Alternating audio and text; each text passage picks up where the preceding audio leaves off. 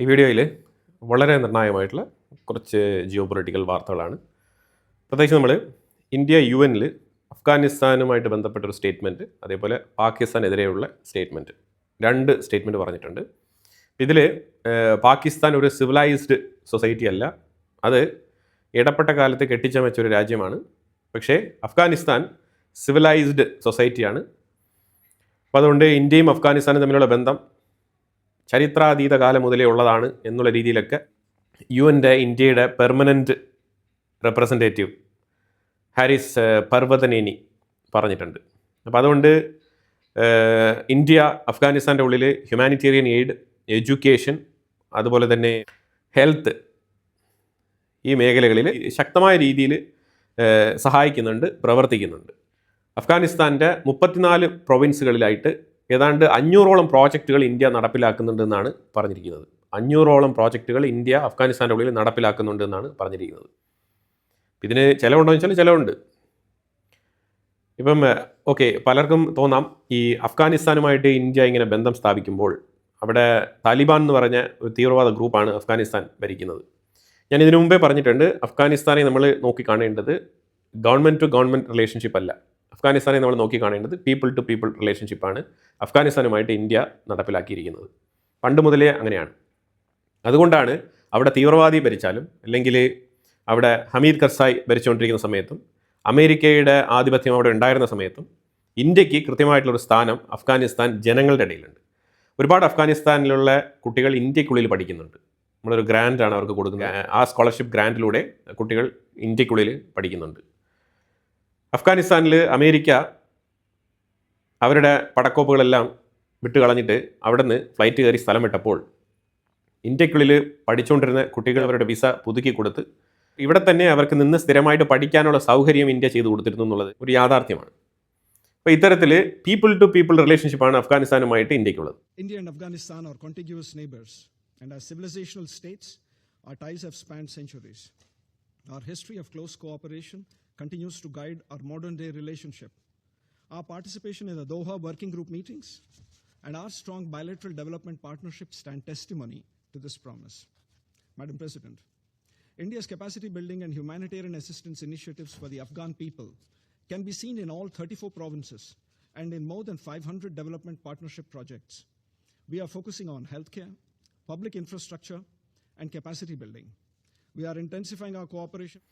കാരണം നമ്മൾ അഫ്ഗാനിസ്ഥാനെ വെച്ചിട്ട് പാകിസ്ഥാനെതിരെ എന്തോ പദ്ധതികൾ മെനയുന്നു എന്നുള്ള രീതിയിലൊക്കെയാണ് പാകിസ്ഥാൻ്റെ നെറേറ്റീവ്.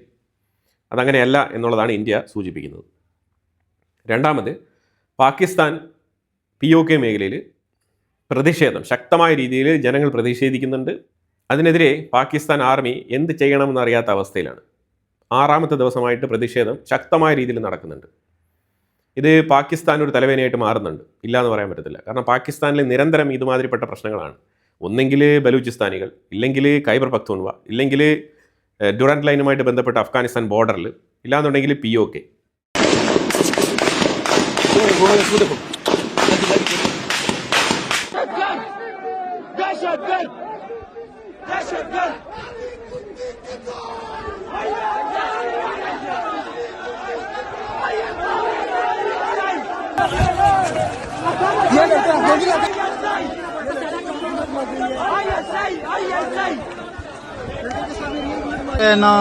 शदीद शेलिंग जारी है रेंजर्स की तरफ से स्ट्रेट बुलेट्स.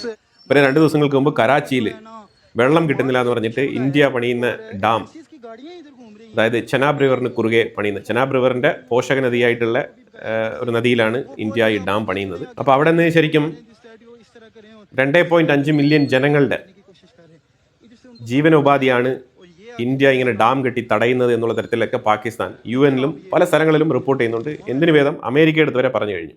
പക്ഷേ ഇന്ത്യ അത് മുഖവിലേക്ക് എടുക്കുന്ന ഏർപ്പാടില്ല. ഇന്ത്യ പറഞ്ഞിരിക്കുന്നത് ഇപ്പോൾ നിലവിൽ ഇൻഡസ് വാലി ട്രീറ്റി നിലനിൽക്കുന്നില്ല, ആ ട്രീറ്റിയുമായിട്ട് ഞങ്ങൾ മുന്നോട്ട് പോകുന്നില്ല എന്നാണ് ഇന്ത്യ പറഞ്ഞിരിക്കുന്നത്. അതൊരു ഫ്രണ്ട്ലി ട്രീറ്റിയാണ്, അതുകൊണ്ട് അത് എല്ലാ കാലത്തും ഞങ്ങൾക്ക് അത് പാലിക്കണം എന്നുള്ളത് നിർബന്ധമില്ല എന്നാണ് ഇന്ത്യ പറഞ്ഞിരിക്കുന്നത്. ഇതിനകത്ത് ആർക്കും തന്നെ ഒന്നും ചെയ്യാനില്ല. പല അന്താരാഷ്ട്ര കോടതികളിലേക്കും പാകിസ്ഥാൻ ഈ റിപ്പോർട്ടുമായിട്ട് പോയി കഴിഞ്ഞു. എന്നിട്ടും ഇന്ത്യ അതിനെ പുല്ലുപോലെ തള്ളിക്കളഞ്ഞിട്ട് മുന്നോട്ട് പോവാണ്. ഒറ്റ വാദമേ ഉള്ളൂ, തീവ്രവാദവും വെള്ളവും ഒരേപോലെ പോവില്ല. അതാണ് ഇന്ത്യയുടെ നിലപാട്. വെസ്റ്റ് ബംഗാളിൽ സുവേന്ദു അധികാരി എന്ന് പറഞ്ഞ പുതിയ ചീഫ് മിനിസ്റ്റർ ഡെസിഗ്നേറ്റ് ആയതിനു ശേഷം ബംഗ്ലാദേശിൽ നിന്നും അനധികൃതമായിട്ട് ഇന്ത്യക്കുള്ളിൽ വെസ്റ്റ് ബംഗാൾ സ്റ്റേറ്റിൽ ആൾക്കാരെ കുടിയേറി പാർത്തിരിക്കുന്ന ആൾക്കാരെ എല്ലാം തന്നെ ഇപ്പം പറഞ്ഞയച്ചുകൊണ്ടിരിക്കുകയാണ്. നിരവധി പേര് പോയി കഴിഞ്ഞു. ഇപ്പം ലാസ്റ്റ് ഒരു 2 ദിവസമായിട്ട് ഒരു 5000 പേര്, ഒരു 4800 പേര് ഒരു ടീമായിട്ട് ഒരു ദിവസം പുറത്താക്കാൻ വേണ്ടിയിട്ട് ശ്രമിച്ച സമയത്ത് ബംഗ്ലാദേശിൽ നിന്നും ഇതിന് വിയോജിപ്പ് വരികയാണ്. ബംഗ്ലാദേശിൻ്റെ ബോർഡർ സെക്യൂരിറ്റി ഉണ്ടല്ലോ, അവർ ശരിക്കും ഇവരുടെ ഐഡൻറ്റിറ്റി, അതായത് ഇവർ ബംഗ്ലാദേശികളാണെന്നുള്ള ആ ഒരു ഐഡൻറ്റിറ്റി ഉണ്ട് ഇവരുടെ കയ്യിൽ, അത് ഇവരുടെ കയ്യിൽ നിന്ന് വാങ്ങിച്ച് കീറിക്കളഞ്ഞിട്ട് നിങ്ങൾ ബംഗ്ലാദേശികളല്ല, നിങ്ങൾ ഇന്ത്യക്കാരാണ്, അല്ലെങ്കിൽ അഥവാ നിങ്ങൾ റോഹിംഗ്യാസ് ആണ്, അതുകൊണ്ട് നിങ്ങൾ ബംഗ്ലാദേശിൻ്റെ ഉള്ളിൽ വരാൻ പറ്റില്ല എന്നുള്ള നിലപാടാണ് ബംഗ്ലാദേശിൻ്റെ ബോർഡർ ഫോഴ്സ് എടുത്തിരിക്കുന്നത്. ഇതിനെതിരെ ശക്തമായ രീതിയിൽ ഇന്ത്യ പ്രതികരിച്ച് തുടങ്ങുന്നുണ്ട്. ഇപ്പം ബംഗ്ലാദേശിൻ്റെ ബോർഡറിൽ ഇച്ചിരി ടെൻസ്ഡാണ് സിറ്റുവേഷൻ. ഇപ്പം എന്താണ് സംഭവം എന്ന് പറഞ്ഞാൽ അവർ ഈ ട്രെഞ്ചൊക്കെ കുഴിക്കുകയാണ് ബംഗ്ലാദേശികൾ. അത് അവരുടെ ബോർഡറിൻ്റെ ഉള്ളിൽ നമ്മൾ ഫെൻസിങ് ഇട്ടിട്ടുണ്ടല്ലോ, അതിൻ്റെ തൊട്ടപ്പുറത്തായിട്ട് അവർ ട്രെഞ്ചൊക്കെ കുഴിക്കുകയാണ്. അതായത് അതിൻ്റെ ഉള്ളിൽ മറിഞ്ഞിരുന്നുകൊണ്ട് ഇപ്പുറത്തുനിന്ന് ഇന്ത്യയിൽ നിന്നും ബംഗ്ലാദേശികളാണെന്ന് പറഞ്ഞുകൊണ്ട് ബോർഡർ ക്രോസ് ചെയ്ത് പോകുന്നവരെ വെടിവെച്ച് വീഴ്ത്താനും, അതുപോലെ ഏതെങ്കിലും ഒരു യുദ്ധസമാന സാഹചര്യം വന്നു കഴിഞ്ഞാൽ അവിടെ ഒളിച്ചിരുന്ന് അല്ലെങ്കിൽ പതിയിരുന്ന് വെടിവെക്കാനും ഉള്ള സംവിധാനമാണ് ഈ ട്രെഞ്ചസ്. അപ്പോൾ ഈ ബോർഡറിൻ്റെ അടുത്ത് ഈ ട്രെഞ്ചസ് കുഴിക്കുക എന്ന് പറഞ്ഞു കഴിഞ്ഞാൽ അത് നിയമപരമായിട്ട് വലിയ പ്രശ്നങ്ങൾ ഉണ്ടാക്കുന്ന വിഷയമാണ്.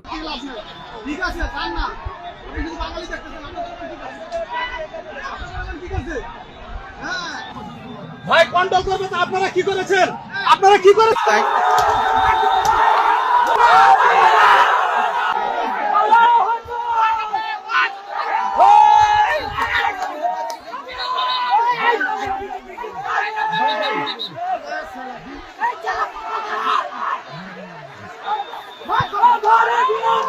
আমাকে চিনতে পারছেন স্যার? স্যার অনুরোধ ক্ষতি করতে মানে কত সুন্দর করে হুঁশিয়ারি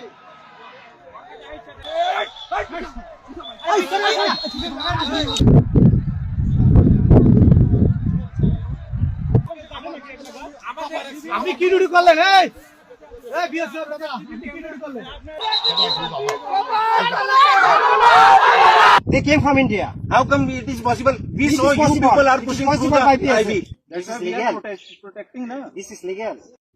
Arrest them and No, we no, should we will not, go to will legal way. not allow them to cross IB. যাইতেছে তারা একটু We will not allow. We will not never allow. Then stand up will continue. You are showing bad activities. You guys are showing bad activity. How come you can say we are saying? You are showing bad But how activities come- because they came from India. How come it is possible? We It is saw you possible. people are It is pushing through possible by the PSF. IB in broad daylight. No. You guys are pushing. We will not We have accept. seen this. Never ever We we will have not the accept. recording of all Please. activity. Excellency, believe or not, really come from I am India. not here to listen Really your come from any India. kind of speech. I am saying facts which are available on the ground. What is the right thing? What is the right way? This is right way. This Sir, is we are legal. protecting now. This is legal. Legal way. Totally illegal. It's a totally illegal. Totally illegal. You are അപ്പോൾ എന്തായാലും ബംഗ്ലാദേശിൻ്റെ പ്രതിനിധി ഇന്ത്യയിലേക്ക് വന്നിട്ടുണ്ട്. ന്യൂഡൽഹിയിൽ ചർച്ച നടത്തിക്കൊണ്ടിരിക്കുകയാണ്. നമ്മൾ ചർച്ചയിലൂടെ ഈ വിഷയം പരിഹരിക്കാമെന്നാണ് പറഞ്ഞിരിക്കുന്നത്. പക്ഷേ ഇവിടെ പ്രശ്നം എന്താണെന്ന് പറഞ്ഞാൽ ഈ അഭയാർത്ഥികൾ, ഈ റെഫ്യൂജീസ്, ഇവരെ ആരേറ്റെടുക്കും? ഈ ബംഗ്ലാദേശികളെ ബംഗ്ലാദേശിലേക്ക് പറഞ്ഞയക്കുക എന്നുള്ളതാണ് ഇന്ത്യയുടെ ആത്യന്തികമായിട്ടുള്ള പ്രശ്നം. ഈ പ്രോബ്ലം അഡ്രസ്സ് ചെയ്യാതെ ബംഗ്ലാദേശും ഇന്ത്യയും തമ്മിലുള്ള പ്രശ്നം പരിഹരിക്കപ്പെടില്ല. കാരണം ഇവിടെയുള്ളത് എണ്ണി തിട്ടപ്പെടുത്താൻ പറ്റുന്ന ബംഗ്ലാദേശികളല്ല ഇന്ത്യക്കുള്ളിലുള്ളത്. 20 ലക്ഷത്തിലധികം ബംഗ്ലാദേശികളുണ്ട് എവിടെ? വെസ്റ്റ് ബംഗാളിൻ്റെ ഉള്ളിൽ മാത്രം. ഇന്ത്യ ഒട്ടാകെ എടുത്തു കഴിഞ്ഞാൽ ഒരു 2 കോടി പേരെങ്കിലും കാണും ബംഗ്ലാദേശികൾ. ഓക്കെ, 2 കോടി പേരെ പോട്ടെ. ഇപ്പം 2 കോടി പേരെ ഇപ്പോൾ പുറത്താക്കാൻ പറ്റുമെന്ന് ചോദിച്ചാൽ അത് അത്ര എളുപ്പത്തിൽ നടക്കുന്ന വിഷയമല്ല. പിന്നെ ഇപ്പം ഇതിനകത്ത് ഈ ബോർഡർ ക്രോസ് ചെയ്ത് അങ്ങോട്ട് പോയ ആൾക്കാർ ഇപ്പം അങ്ങോട്ട് പോകാനും പറ്റുന്നില്ല, ഇന്ത്യക്കുള്ളിൽ വരാനും പറ്റുന്നില്ല. അങ്ങനത്തെ ഒരു സാഹചര്യത്തിൽ ബോർഡർ ഏരിയയിൽ ഇവരെ അവിടെ ഈ കൃഷിഭൂമിയിലൊക്കെ അവിടെ ഇരുത്തിയിരിക്കുകയാണ്. ശരിക്കും ഇതൊരു ഹ്യൂമാനിറ്റേറിയൻ വയലേഷനായിട്ട് കരുതപ്പെടും. കാരണം ഈ ഡീപ്പോർട്ടേഷൻ എന്ന് പറഞ്ഞാൽ ഇപ്പോൾ അമേരിക്കയും ഡീപ്പോർട്ട് ചെയ്യുന്നുണ്ട് ഇല്ലീഗൽ എമിഗ്രൻറ്റുകളെ, നമ്മളും ഇപ്പോൾ ഡീപ്പോർട്ട് ചെയ്തുകൊണ്ടിരിക്കുകയാണ്. ഇത് രണ്ടും തമ്മിലൊരു വ്യത്യാസം നമ്മൾ നോക്കണം. ഡിറ്റൻഷൻ സെൻറ്റർ ഉടനെ തന്നെ അത്യാവശ്യമായിട്ട് വെസ്റ്റ് ബംഗാളിൽ സെറ്റാക്കണം. ഇപ്പോൾ ഡിറ്റൻഷൻ സെൻറ്റർ റെഡിയാക്കുന്നില്ല എന്നുണ്ടെങ്കിൽ ഇത് ഹ്യൂമാനിറ്റേറിയൻ ക്രൈസിസ് ആയിട്ട് വിലയിരുത്തപ്പെടും. അമേരിക്ക പുറത്താക്കുന്നുണ്ട് ആൾക്കാരെ, പക്ഷേ അവർക്ക് ഡിറ്റൻഷൻ സെൻറ്റർ ഉണ്ട്. ഡിറ്റൻഷൻ സെൻറ്ററിലാണ് അവർ ഈ അഭയാർത്ഥികളെ കൊണ്ട് പാർപ്പിക്കുന്നത്. അവിടെ നിന്ന് അവരുടെ പേപ്പർ വർക്ക്സും കാര്യങ്ങളെല്ലാം ശരിയാക്കി നമ്മൾ ഇവരുടെ ഡേറ്റ കംപ്ലീറ്റ് ബംഗ്ലാദേശ് എംബസിയിലേക്ക് സബ്മിറ്റ് ചെയ്ത് ഫോറിൻ അഫയേഴ്സ് ത്രൂ ഇവരുടെ അഡ്രസ്സും കാര്യങ്ങളൊക്കെ വിലയിരുത്തി നമുക്ക് അവിടെയും ബംഗ്ലാദേശിൻ്റെ ഉള്ളിലും നമ്മുടെ ഹൈ കമ്മീഷൻ ഓഫീസ് ഉണ്ടാവുമല്ലോ, അത് ത്രൂ ഇവരുടെ ഐഡൻറ്റിറ്റി എല്ലാം ഉറപ്പുവരുത്തി അവരുടെ ലോക്കൽ സപ്പോർട്ടോടുകൂടി ഇവരെ കൃത്യമായിട്ട് ഡീപ്പോർട്ട് ചെയ്യണം. അല്ലാതെ ഇങ്ങനെ ബോർഡർ തുറന്നിട്ട് കയറ്റി വിടരുത് എന്നുള്ളതാണ് ബംഗ്ലാദേശിൻ്റെ നിർദ്ദേശം. അവർ പറഞ്ഞിരിക്കുന്നത് ഇതിനകത്ത് വരുന്നത് ആക്ച്വൽ ബംഗ്ലാദേശികളാണോ അല്ലെങ്കിൽ റോഹിംഗ്യ മുസ്ലിംസ് ആണോ, ഇതൊക്കെ ഞങ്ങൾക്ക് എങ്ങനെ അറിയാം. സോ അതുകൊണ്ട് ഇത്തരത്തിലുള്ള ഒരു നടപടി ഞങ്ങൾ അംഗീകരിക്കില്ല എന്നാണ് ബംഗ്ലാദേശിൻ്റെ വാദം. എനിവേ ഇതെങ്ങനെയാണ് സോൾവ് ചെയ്യാൻ പോകുന്നത് എന്നുള്ളത് ഇനിയിപ്പോൾ ഡൽഹിയിൽ നടക്കുന്ന മീറ്റിങ്ങിനെ തുടർന്ന് മനസ്സിലാക്കാൻ പറ്റും. Second question regarding border issues. We have the Border Guard Bangladesh and BSF DG level meeting going on. This is a bilateral engagement between India and Bangladesh to discuss relevant issues, and we will hopefully you will get an update on the meeting. So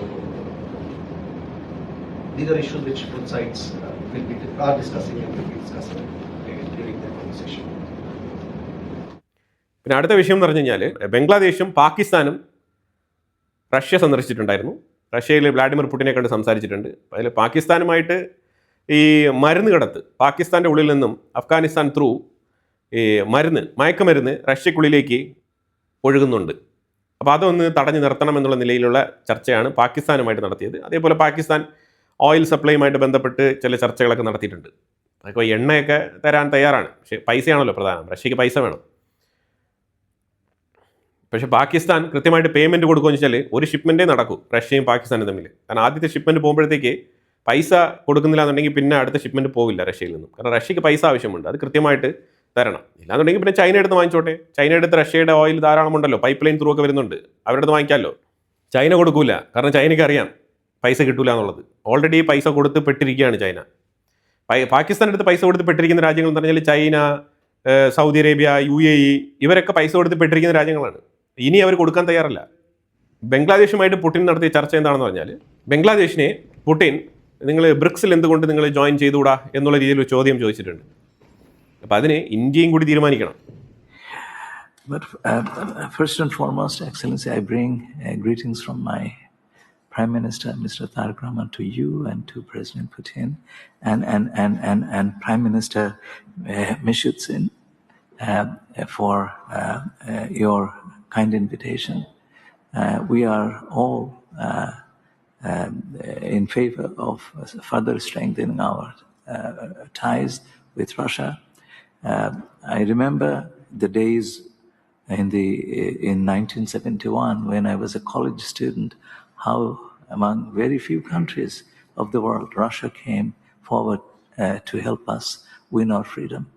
ബ്രിക്സിൻ്റെ founding മെമ്പറായിട്ടുള്ള ഒരു 5 members ഉണ്ട്.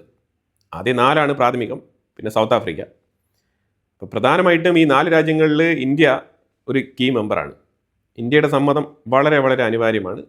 അതിനെക്കുറിച്ചുള്ള ചോദ്യം ഇന്ത്യക്ക് മുന്നിൽ ഇതുവരെ എത്തിയിട്ടില്ല. പക്ഷേ പുടിൻ ഇങ്ങനെ ഒരു ഹിൻറ്റ് ബംഗ്ലാദേശിന് കൊടുത്തിട്ടുണ്ട്. അപ്പോൾ എന്തായാലും വളരെ നിർണായകമായിട്ടുള്ള കുറച്ച് വിഷയങ്ങളാണ് നമ്മൾ വീഡിയോയിൽ പങ്കുവച്ചത്. ഇതിനെക്കുറിച്ചുള്ള അഭിപ്രായങ്ങൾ കമൻറ്റ് ബോക്സിൽ രേഖപ്പെടുത്തുക. കൂടുതൽ വാർത്തകളുമായിട്ട് അടുത്ത വീഡിയോയിൽ വരാം. Thank you so much.